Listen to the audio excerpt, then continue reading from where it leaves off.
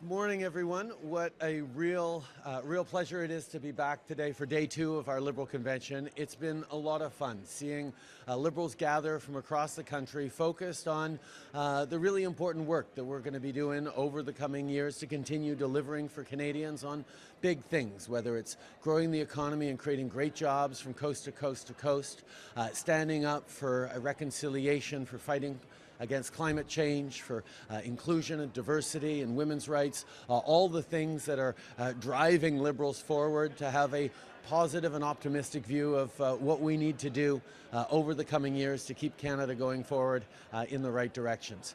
Quel plaisir énorme pour moi d'être ici avec nos coprésidents de la Convention libérale pour rencontrer les gens, pour capter l'énergie des milliers de libéraux qui se réunissent pour la première fois en 5 ans pour parler de tout le travail que nous allons continuer à faire pour bâtir un Canada plus fort, une économie plus verte, des bons emplois à travers le pays, mais aussi d'être là pour défendre les valeurs et les droits de tous les Canadiens. C'est un grand plaisir de pouvoir célébrer et se réengager et s'énergiser pour les défis des années à venir. Louis. Bonjour, M. Trudeau. Question sur une des résolutions qui va être débattue pendant ce congrès. Il y a une résolution du Québec qui demande un plan détaillé de retour à l'équilibre budgétaire.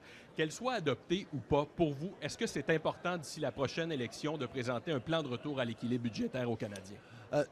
Le plus important pour moi, c'est de créer une économie forte et résiliente dans laquelle on peut continuer d'investir et de créer des bons emplois. On sait que c'est essentiel de démontrer une responsabilité fiscale, ce qu'on est toujours en train de faire. On a le plus bas déficit au G7, on a le plus bas taux d'endettement envers le PIB du G7 et on est un des 3 plus grands pays du monde avec une cote AAA des agences qui évaluent la solidité fiscale des gouvernements. Donc, on est dans une bonne situation, mais il faut continuer de le rester et on va continuer d'être responsable avec nos investissements dans les Canadiens. Mais je comprends que sur le plan, vous ne voulez pas vous avancer là-dessus, sur un plan détaillé. Good morning, Mr. Trudeau. Michael Chong has said that your national security advisor did see a report about China targeting MPs. Sorry, I'm having trouble hearing you. Can you step forward or can they turn up the mic a little bit? Sorry. Michael Chong said that your national security advisor did see a report about China targeting MPs. You said CSIS did not share that information. What's the breakdown here? Who dropped the ball? Well, first of all, let me reiterate that it's absolutely unacceptable that any MP be worried about threats to themselves or their family. And that's something that needs to be taken incredibly seriously. Now, CSIS and our intelligence agencies have professionals that evaluate constantly threats coming into Canadians, threats from foreign actors, concerns about Canadian safety. That's what they do, and they do it hundreds of times a day, every day. They make determinations around whether a threat is credible, whether it reaches a certain threshold, whether it's a serious threat, and they act in consequence. What I have ensured because of this situation is that any time going forward there is a threat against a member of Parliament or his family, regardless of their evaluation of whether it is serious or not, or whether it is credible or not, that it has to make it to the highest levels.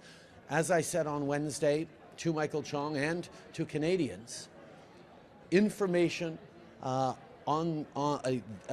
was released on Monday through the media never made it to me, to my office, or to the minister at the time.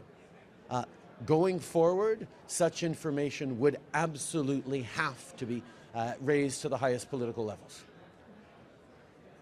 Hello, Prime Minister. The Foreign Minister says Canada is considering the expulsion of a Chinese diplomat. Why hasn't this happened yet, given that multiple MPs have allegedly been threatened by China? This is a big step, not a small step, to expel diplomats. It's one that has to be taken with due consideration on all the potential impacts and all the very clear messages that it will send. This is something that the Minister is looking at very carefully, looking at all the information around it, and she will make a decision in due course. Okay. C'est pas une petite chose. d'expulser des diplomates et c'est quelque chose qui doit être pris au sérieux. Et je peux vous rassurer que la ministre est en train de regarder de façon détaillée les options et les justifications et penser aussi aux conséquences possibles. Mais nous allons agir de la bonne façon et j'ai confiance dans la ministre à ce niveau-là. Bonjour, M. Trudeau. Pour revenir sur le rapport dans lequel les informations sur M. Chong étaient détaillées, celui qui a été produit en 2021, là-dedans, y avait-il d'autres députés qui faisaient l'objet de menaces? Puis pouvez-vous en dire davantage, si vous l'avez lu le rapport aussi, en fait? Tout d'abord, en matière de sécurité nationale, nous nous devons de toujours prendre des menaces à quelques Canadiens que ce soit de façon sérieuse. C'est pour ça d'ailleurs que, suite aux préoccupations exprimées dans les médias lundi, dans le rapport partagé dans les médias lundi, j'ai été un peu rassuré de voir que la SCRS a donné un briefing à M. Chong quelques mois après qu'ils aient recueilli certaines informations. Ils ont pris la décision d'informer le député et c'est ce à quoi on s'attendrait dans des situations pareilles. En même temps, d'aller de l'avant, c'est clair que quelle que soit l'évaluation de nos experts en sécurité et renseignement, s'il y a une menace, qu'elle soit crédible ou non, ou sérieuse ou non, contre un député et sa famille ou sa famille, ça doit être délibérément élevé au plus haut niveau politique et de notre système. Mr. Trudeau, you said previously that the CSIS report didn't make it out of CSIS. Yesterday, the National Security Advisor contradicted you, saying that it made it to the Privy Council office. Who told you it never left CSIS, and why did you come out and tell Canadians that? When the media reports came out on Monday, talking about threats to an MP and his family, I immediately turned to CSIS and to our intelligence agencies to find out exactly what the facts were, what was known, who knew it when, what was done with it. I was reassured to see that Mr. Chong had received multiple briefings following the information collected by CSIS to ensure that he and his family were kept safe or would at least know what was going on in the extent that they needed to and they could be briefed. But it's also clear that that information never made it up to the political level, in my office, to me, or even to the Minister of Public Safety at the time. The intelligence agencies constantly receive information about threats to Canadians, to our institutions, from various sources, and they are professionals at making evaluations on whether a threat is serious or credible and what actions need to be taken following a given threat or assessment. They proceeded to go through their processes in the way that they felt was the right thing to do. But it's obvious now that those processes need to be changed, which is why I have said clearly from now moving forward, any threat, whether it's serious or credible or not, to a member of Parliament or their family, particularly from foreign sources, needs to be elevated to higher levels than it was. In terms of what I shared the best information I had at the time on Wednesday, both to Mr. Chong and to Canadians. But it turns out that information was incorrect. So who told you the report never left CSIS? Okay. I get briefings regularly from various sources. I'm not going to go into details on that. I will say, however, that as new information comes to light, we will share it as best as possible. But the fundamental fact that CSIS made a determination on what needed to be done with that information based on their professional levels, based on their assessment of threat levels, of seriousness, of credibility, is what we are going at now, saying specifically it has to be elevated, not just out of CSIS to other places. It has to be elevated to the highest levels so that we know about threats to members of Parliament or their families. Pour revenir à la question sur la motion du Québec qui demande un retour chiffré à l'équilibre budgétaire, vous avez parlé tout à l'heure en réponse à mon collègue de responsabilité fiscale. Mais est-ce que vous rejetez la demande des gens du Québec qui vous demandent un plan chiffré aux prochaines élections pour revenir au déficit zéro? Une des choses magnifiques de pouvoir se rassembler en personne, c'est justement d'avoir ces discussions entre libéraux sur comment on va continuer d'aller de l'avant, comment est-ce qu'on va choisir nos priorités en tant que gouvernement. Et ça donne une opportunité pour les libéraux de chaque coin du pays d'exprimer leurs priorités. On va voir quel genre de débats et de discussions vont être tenus sur les différentes résolutions. Mais je peux vous garantir que les principes de responsabilité fiscale sont au cœur de notre approche libérale. C'est nous qui avons assuré que même pendant qu'on est en train d'investir pour aider les Canadiens, on garde notre cote AAA au niveau des agences de crédit. On est en train de démontrer le plus bas déficit du G7. On est en train de démontrer la meilleure ratio de dette au PIB de nos alliés parce que on sait que de rester responsable au niveau fiscal, c'est comme ça qu'on dessert les Canadiens et qu'on croit à une économie croissante.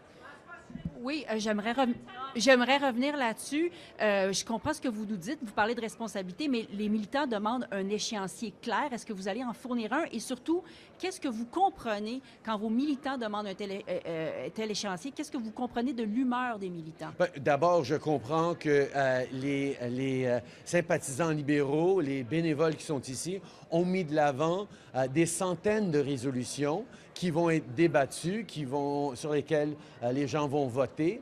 Ça fait partie du processus. Il y en a qui ont mis des propositions par rapport à des trains grande vitesse. Il y a des gens qui ont mis de l'avant des propositions sur les télécommunications et l'accès à l'Internet. Il y a des gens qui ont mis des propositions sur le plancher sur la responsabilité fiscale. Il va y avoir des grands débats entre libéraux sur tous ces enjeux-là et on va regarder quelles seront les recommandations et la perspective du parti et de ses militants.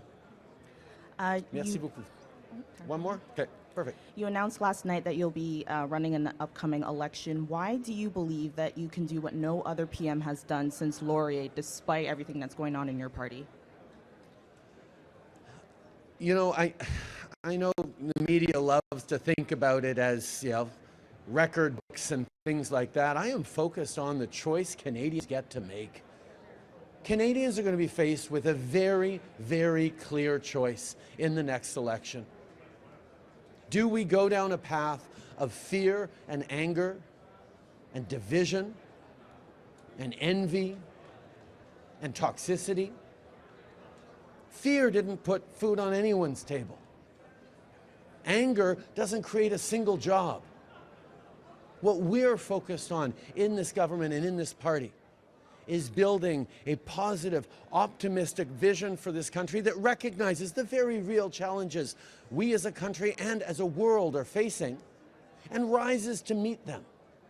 Whether it's on the fight against climate change, whether it's making sure we're standing up unequivocally for women's rights, whether it's making sure we continue to move forward on the path of reconciliation. And those things are not just moral imperatives, they're also economic imperatives. That's how we create good jobs.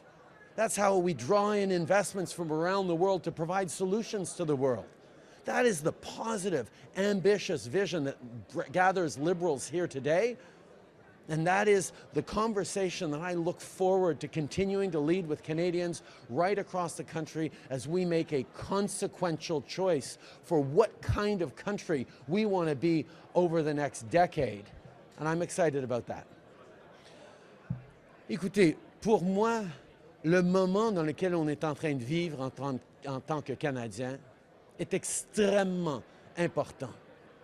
On est en train de faire face à un choix très, très clair entre les politiques de colère et de négativité que M. Poilievre nous offre, mais la colère et la peur ne créent pas d'emploi, ça n'aide pas les Canadiens à faire l'épicerie. Nous, on est en train de mettre de l'avant une vision positive, ambitieuse pour le pays, qui rassemble les gens, qui comprennent que la réconciliation avec les peuples autochtones, défendre les droits des minorités, des femmes, d'être là pour lutter contre les changements climatiques, ce n'est pas juste des biens moraux, c'est des obligations économiques dans le monde d'aujourd'hui. Et cette vision positive et ambitieuse dont on parle aujourd'hui, qu'on voit dans tous les coulisses et dans toutes les salles de conférences ici, c'est ça la vision que j'ai tellement hâte de continuer à partager avec les Canadiens jusqu'à la prochaine élection et de l'autre côté aussi. Merci beaucoup tout le monde.